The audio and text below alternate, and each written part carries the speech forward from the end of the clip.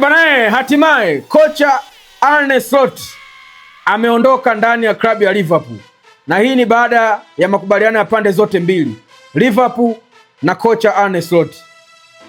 Liverpool waliweza kufanikiwa msimu wa kwanza na Arne Slot kwa kubeba ubingwa wa Premier League.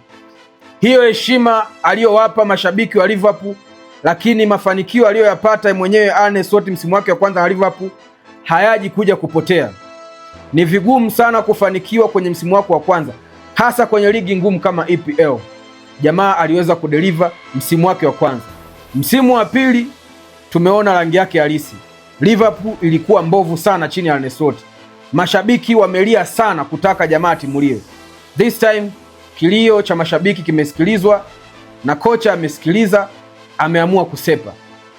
Liverpool kwa sasa wanatafuta replacement, wanatafuta kocha, na kocha ambaye anatafutwa anayewindwa na Liverpool ni Andoni Iraola, Muhispaniola aliyeongoza Bournemouth msimu uliopita katika level ya juu sana, game 18 unbeaten.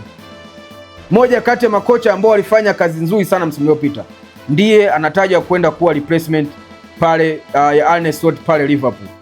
Kwa hiyo wanangu wa Liverpool, nadhani wale ambao walikuwa wanataka Alonso aje kwenye timu, na hii taarifa ya Arne Slot imetoka muda huu, nadhani atakuwa ameumia sana. Alonso ameenda Chelsea afu jamaa wametangaza kumtimua mshikaji. Mmoja kati ya watu ambao walikuwa wanatamani Alonso aende Liverpool ni mashabiki wa Liverpool. Wengi walitamani jamaa aende pale, na jamaa alikuwa anaitaka ile kazi. Baadaye akachukua kazi ya Chelsea.